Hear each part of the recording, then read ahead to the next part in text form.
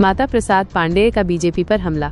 लोकतंत्र नहीं, तानाशाही से चल रही सरकार, पुलिस बनी बाबा की सेवक। उन्नाव, उत्तर प्रदेश। समाजवादी पार्टी के वरिष्ठ नेता माता प्रसाद पांडेय ने उत्तर प्रदेश के मुख्यमंत्री योगी आदित्यनाथ के हालिया बयान लातों के भूत बातों से नहीं मानते पर तीखा पलटवार किया है। पांडेय ने इस बयान को तानाशाही मानसिकता का परिचायक बताया और कहा कि लोकतंत्र में ऐसी भाषा की कोई जगह नहीं है। उन्होंने मुख्यमंत्री पर सामंती सोच रखने का आरोप लगाते हुए कहा कि उन्हें लोकतांत्रिक मूल्यों का सम्मान करना चाहिए, न कि धमकी भरी भाषा का इस्तेमाल। पांडेय ने जोर देकर कहा कि योगी आदित्यनाथ केवल बड़ी बड़ी बातें करते हैं, लेकिन जमीनी स्तर पर वे लोकतंत्र और संविधान के विरुद्ध काम कर रहे हैं। उन्नाव में समाजवादी पार्टी नेता राजेश मिश्रा के आवास पर मीडिया से मुखातिब होते हुए माता प्रसाद पांडेय ने मौजूदा बीजेपी सरकार पर गंभीर आरोप लगाए। उन्होंने कहा कि ये सरकार लोकतांत्रिक तरीके से नहीं बल्कि तानाशाही ढंग से काम कर रही है। पांडेय ने आरोप लगाया कि संसद की परंपराएं तार तार हो रही हैं और प्रदेश में पुलिस अब जनसेवक नहीं बल्कि बाबा की सेवक बन गई है। उन्होंने ये भी कहा कि उत्तर प्रदेश में अब कानून का राज नहीं बचा है, जहां कभी किसी का घर गिरा दिया जाता है तो कभी किसी को पकड़ लिया जाता है। पांडेय ने सरकार की नीतियों को संविधान के खिलाफ बताते हुए कहा कि प्रदेश में गोलियों से न्याय देने की नीति अपनाई जा रही है। शिक्षा के मुद्दे पर भी माता प्रसाद पांडेय ने सरकार को घेरा। उन्होंने आरोप लगाया कि सरकार 29,600 स्कूलों का विलय नहीं कर रही बल्कि उन्हें ध्वस्त करने की साजिश रच रही है। उनके अनुसार ये बच्चों को दूर के स्कूलों में भेजने और शिक्षा को सुनियोजित तरीके से समाप्त करने की साजिश है।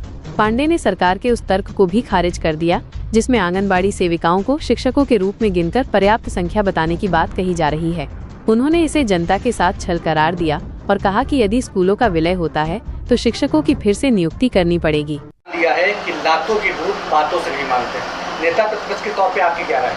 आप जानते हैं कि अब हम बहुत अच्छी भाषा, उस भाषा का प्रयोग नहीं करना चाहते, क्योंकि संसदीय भाषा में बहुत कुछ कहा डाला है। देखिए, जो लोग इस तरह की विचारधारा रखते हैं वो सामंती स्वभाव की तरह है और वो अधिनायकवादी तरीके की सोच है। लातों के भूत बातों दुनिया भर का वो बोलते रहते हैं, ऐसे तो बोलते हैं अंड बंड। ऐसा नहीं है। वो संसदीय भाषा और जनप्रतिनिधि को जिस भाषा का प्रयोग करना चाहिए वो तो हमेशा ऐसा नहीं करते हैं। बहुत अनुभव बोलते हैं, असेंबली में बोलते हैं, उनको बोलने से क्या हो। ये अधिनायकवादी तरीका है। अधिनायकवादी तरीके में संसदीय परंपरा का पालन नहीं होता। अधिनायकवादी तरीके से वो बात कर रहे हैं और ये पूरी सरकार अधिनायकवादी रास्ते पर चल रही है। देखो, नियम है, कानून बना, सुप्रीम कोर्ट ने कहा कि डीजी की नियुक्ति एक प्रक्रिया बता दी। उसके बाद इन्होंने उस प्रक्रिया को मैंने अपना कानून बना लिया। उसके बाद उस आशा से इनको यह था कि ये चयन करेंगे और 3 सीनियर IPS को लोक सेवा आयोग भारत सरकार भारत जो है उसको भेजेंगे। वहीं से जो नाम आएगा वही DG होगा। 2 साल तक ये DG को हटा नहीं पाएंगे। तो जो DG रहता है वो स्वतंत्र रूप से काम करता और वो स्वतंत्र रूप से काम करता, दबाव नहीं महसूस। आज जो पुलिस है ये बाबा की पब्लिक नहीं, लोक सेवक नहीं है, ये बाबा की सेवक पुलिस बन गई। जो कहे वही करो, घर गिरा दो, चाहे गलत हो चाहे सही हो, इनको पकड़ लो, इनको गोली मार दो। ये अराजकता की स्थिति है। अधिनायकवाद पहले अराजकता पैदा करता है, फिर उस अराजकता को दबाने के लिए अधिनायकवादी तानाशाह बन जाता है। उसी रास्ते पे सरकार चल रही है। उस मामले में आपको आगे बढ़ना है। सारी बातें महंगाई पर बात नहीं होती। महंगाई आसमान चली गई। मोदी जी आए थे, कहे थे जो कांग्रेस के टाइम में महंगाई खत्म करने के बाद 6% बढ़ गया। बेरोजगारी हम मिटा देंगे। बेरोजगारी 6% इस पर आप लोगों को इससे आप अपने पार्टी में दिए या जन आंदोलन करें ना, कुछ सड़कों पे आए उतरे। भाई महंगाई बढ़ी। नेताजी स्मृति ईरानी जब सिलेंडर महंगा हुआ, सिलेंडर लेके रख के चलती नहीं। कितना आंदोलन हुआ है। ऐसा है, आप कभी देखे होंगे हमारी पार्टी आते हैं, आपने देखा होगा ज्ञापन देते हैं, सबको पर नारा लगाते हुए जाते हैं। वो चीज नहीं देखा कि नहीं। ये भी कहा जाता है कि विपक्ष अब अपनी जिम्मेदारी नहीं निभाता, विपक्ष भी डर रहा है। ये भी कहा विपक्ष भी डर नहीं रहा है। आपने मेरी बात है, जितना मैं मुख्यमंत्री को कह डाला हूँ, उतना कोई हिम्मत करके पब्लिक सड़क पे देखना चाहती है हम नहीं कहा। अरे पब्लिक वो अभी हम गए थे उनके क्षेत्र में बाबा के, आपने देखा मेरे साथ वो गिरा दिया घर है पूरा। तो चुनावी एजेंडा दे दिया गया, बीजेपी ने कह दिया ये किसका घर गिरा दिया? किसका घर गिरा दिया? गिराया हुआ हम समझते हैं छांटा है, गिराया कि हमने उसको हटा दिया, कुछ को गिरा दिया, काफ़ी कराया। गोरखपुर में काफ़ी किया, मैं गया था, मुझे वहाँ जाने नहीं दे रहे। कभी आपने ये भी देखा है कि रास्ता रोकने के लिए बुलडोजर रखा जाए? इनका बुलडोजर घर गिराने के लिए था। छोड़ो इनकी बातें, आने दो, 27 की प्रतीक्षा। आपको जाने के लिए बुलडोजर लगाया गया बीच में? हाँ, रोका गया। आप अपनी सरकार, आपकी सरकार में बुलडोजर चले गए? हमारी सरकार में बुलडोजर नहीं चलेगा। हमारी सरकार में न्यायिक रूल ऑफ लॉ, देखो डेमोक्रेसी जो होती है या प्रजातंत्र, रूल ऑफ लॉ, एक व्यक्ति का शासन, तो रूल ऑफ लॉ से सरकार चलेगी, कानून से चलेगी, जो कानून का। अखिलेश यादव ने कहा था कि जब हमारी सरकार है कि तब भी बुलडोजर चलते रहेंगे। देखिए वो क्या कहे, हम यहाँ क्या कर सकते हैं? हमारे नेता हैं जो कहते हैं, हमने नहीं सुना कहीं कहा उन्होंने। आप लोग बना के जो पूछते हो, नेता के नेता आप नहीं हैं। नहीं जाते हैं अखिलेश जी, मथुरा पे बात नहीं करते हैं, संभल में बात होती है मस्जिद, तो वहाँ पे उनका बढ़ के बयान आते हैं। उसके बाद रामजी लाल सुमन के जीके पे बयान आता है।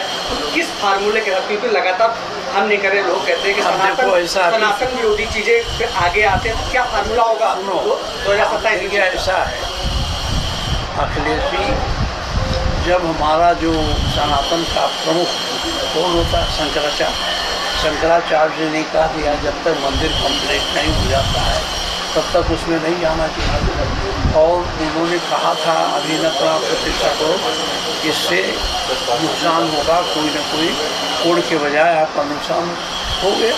वहाँ 400 पाने वाले थे, 240 में चले आए कि नहीं आए? और यहाँ जाने तो अयोध्या आ गए। तो अखिलेश जी जाएंगे वहाँ, हम लोग वो ऐसा नहीं, जब कंप्लीट हो जाएगा तो जाएंगे। मतलब मंदिर की जो प्राण प्रतिष्ठा थी शंकराचार्य के कहने के हिसाब से, इसलिए विमान हादसा हुआ।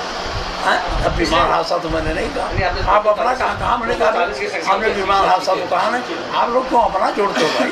मैं समझ नहीं पाया ना, इसीलिए मैंने उसको क्लियर किया।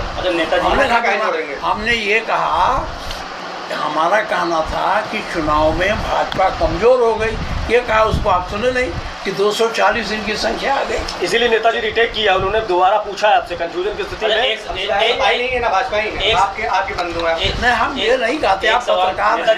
एक सवाल, आपके सवाल से कांवड़ को लेकर तरह तरह के वीडियो भी आ रहे हैं, बयान भी आ रहे हैं। एक आपके विधायक हैं इकबाल महमूद, उन्होंने बताया है कि उन्होंने कांवड़ियों को गुंडा बताया है। और ब्रजेश पाठक हैं भाजपा के नेता, उन्होंने कहा है कि सपा के लोग कांवड़ियों के रूप में आ रहे हैं, वो अराजकता हो रहा है। दोनों मुद्दों पे क्या कहना है? देखिए, इसमें हमें कुछ नहीं, कांवड़ यात्रा एक आस्था के रूप में चलती है, लंबी दूरी से लोग आते हैं, जल ले जाते हैं और फिर शंकर जी को चढ़ाते हैं। अब इसमें कौन आ रहा है कौन नहीं आ रहा है, इसको सब सरकार को देखना, ये सरकार की जिम्मेदारी है कि सरकार देखे कि सही ढंग से कांवड़ होता है। इकबाल महमूद के बयान पे आपको कुछ कहना है? उन्होंने कांवड़ियों को गुंडा कहा। अब हमने तो आपके विधायक अब देखेंगे, हम तो देखे नहीं अभी तक वैसे, उस पर बहुत लोग इस पर बोल रहे हैं, तो वही कहा है, हम तो अखबार में पढ़ रहे हैं, कोई कुछ बोलता है तो कुछ बोलता है। दरअसल अब वो उन्होंने जो कह दिया, सापा के लोग, आखिर सापा के लोगों की तो आस्था है, तो लोग भी कांवड़ लेके जाते होंगे, तो उसमें क्या पड़ता है? उनका कहना है कि सब लोग अराजकता फैला रहे हैं कांवड़ियों के भेष में। ना, देखो ये आज की बात नहीं है। आज देखो, आज हम बहुत दिन से कांवड़ यात्रा देखें, आप भी बहुत दिन से कांवड़ यात्रा देखें, उसमें कभी कभी अराजकता की स्थिति आ जाती है, आपस में ही लोग लड़ जाते हैं। तो ये तो सरकार की जिम्मेदारी देखे, उसमें अराजक लोग न जाने पाए। चलिए आगे बढ़िए। अध्यक्ष, सरकार स्कूलों को बंद कर रही, विलय कर रही है, इसको आप किस तरह देख रहे हैं? 29,600 स्कूल, और ये विलय नहीं कर रहे हैं, एक तरह से ख़त्म कर रहे हैं। अब विलय करने का ये भारतीय जनता पार्टी सरकार की शिक्षा नीति कोई है ही नहीं, ये शिक्षा को महत्व नहीं देते हैं, शिक्षा को ये न बढ़ावा देने की बात करते हैं न शिक्षा।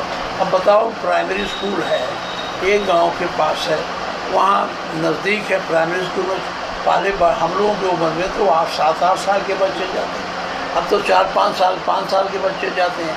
तो दूर अगर ये सम्मेलन करेंगे, दूर में मिला के इसको करेंगे, तो बच्चे दूर जाना कैसे जा पाएंगे। ये एक तरह के शिक्षा को समाप्त करने की नीति है। दूसरी बात है कि अगर ये है इतने विद्यालय तो उनको फिर से जो है अध्यापक नियुक्त करना पड़ेगा। मैंने असेंबली में पूछा कितने अध्यापक, तो जो आंगनबाड़ी की सतुआ बांटती है ना, उसको भी जोड़ के बता दिया कि मेरे पास जितनी आवश्यकता उससे ज़्यादा अध्यापक। तो ये हाँ पूछो। मुरादाबाद में वो रैली करते हैं, भाई आप जितना उनको कहते हैं उससे ज़्यादा हम उनको कहते हैं। वो ऐसे बोल देते हैं, एक बार असेंबली में कह दिए कि लखनऊ को मैंने स्वर्ग बना दिया। लोग कहते हैं स्वर्ग हो गया लखनऊ। तो हमने उनसे कहा भाई हमारे यहाँ के लोग अयोध्या जाते, वहाँ जा रहे थे प्रयागराज, तो हम जानते कि आपका दर्शन से स्वर्ग हो जाता है, तो हम आप ही का दर्शन कराते थे, वहाँ क्यों भेजते। पूरा सदन हंसने को तो ऐसे बोलते हैं कि जनसभा कर रहे थे के शर्मा जी, उस बीच में लाइट चली जाती, 5 अधिकारियों को सस्पेंड कर दिया जाता है। बात चल रही थी बिहार चुनाव में कि लालटेन युग वापस ना आए, और जब मुरादाबाद में जनसभा कर रहे होते उसी बीच में लाइट चली जाती है। इसको आप किस तरह देख रहे हैं? लाइट चली जाती है उनकी जिम्मेदारी, वो सरकार है, हम उसमें क्या करें। एक सवाल है, सरकार अगर आचार्य जी चल रहे हैं, अखिलेश वर्सेज अनिरुद्धाचार्य जी चल रहे हैं, जो अखिलेश वर्सेज अनिरुद्धाचार्य जी चल रहे हैं, दोनों के बीच में कंट्रोवर्सी चल रही है। अनिरुद्धाचार्य जी कथावाचक अनिरुद्धाचार्य जी ने कहा है, अखिलेश यादव पहले भी बयान को लेकर उन दोनों के बीच में कंट्रोवर्सी हुई, एक बार उन्होंने फिर बयान दिया है कि जो लड़कियों की शादी हो रही वो 16 साल की उम्र में की जाए, 25 साल की उम्र में लड़कियां 4 जगह मुँह मारती हैं। इसको आप किस तरीके से देख रहे हैं? नहीं, मैं आपकी बात समझ नहीं पा रहा हूँ। उन्होंने कहा लड़कियों की शादी 16 साल पर की जाए। 16 साल की सरकार से अपील की है कि जो लड़कियों के लिए, ये देखिए ये उनकी अपील है, कानून बना हुआ, कानून से ही चलेगा ना। कानून वो अपनी बात सरकार से कहें, मोदी जी से कहें, अगर बदल दे तो ठीक है, लेकिन कानून जो बना है उसी से शादी होगी। 25,000 27,000 स्कूल विलय हो रहे हैं। अधिकारी भी फूल वर्षा कर रहे हैं और जो कांवड़ लेके जा रहे हैं उनके पैर भी दबा रहे हैं। हाँ, आप नेता प्रतिपक्ष, इसके पहले भी कई तरह के बयान आते रहते हैं कि अधिकारी वो काम नहीं कर रहे हैं एक्चुअल में जो उनको करना चाहिए, यहाँ बढ़ावा देने के लिए या फिर डिस्क्रिमिनेशन के लिए इस तरीके के वीडियो आ रहे हैं। इस पर क्या कहें? देखिए, ये जो इस तरह से कांवड़ यात्रा है, अधिकारी उनका पैर दबाते हैं, ये कौन क्या करता है उनकी आस्था से जुड़ा है। अब हम इस कांवड़ में उनका काम है कांवड़ को सुव्यवस्थित से चलाना। अब उसको न चला के पैर दबाते तो सरकार देखे क्यों पैर दबाते। और मुख्यमंत्री ऐसा में फिरे। अब सबसे कठिन काम महाराष्ट्र का पराड़कर भवन जो है, उसमें पत्रकार बहुत बड़ी संख्या। ऐसा नहीं है, हम लोग सब जानते हैं, आपसे ही रिक्वेस्ट करते हैं, महंगाई के खिलाफ, बेरोजगारी के खिलाफ, बिजली के खिलाफ। आपने नहीं पूछा कि ये उत्तर प्रदेश सरकार बेच रही है। आपकी बात न समझिए, मैं इसको यदि आपकी पार्टी के लोग सड़कों पर उतरेंगे, हम लोग आगे से आगे चलाएंगे। ये भी कहा जाता है कि आप लोग मीडिया में बाइट दे देते हो, ट्वीट कर देते हो, उसके बाद वैसे सड़कों पर उतरते हैं, ये ऐसा नहीं करते हैं। हमारे आदमी 1500 संख्या में जब कोई घटना होती है, नारा लगाते हैं, मीटिंग का हम खुद मीटिंग करते हैं, मीटिंग करके नारा लगाते हुए जाते हैं, कलेक्टर को ज्ञापन देते हैं। जाइए, बहुत बहुत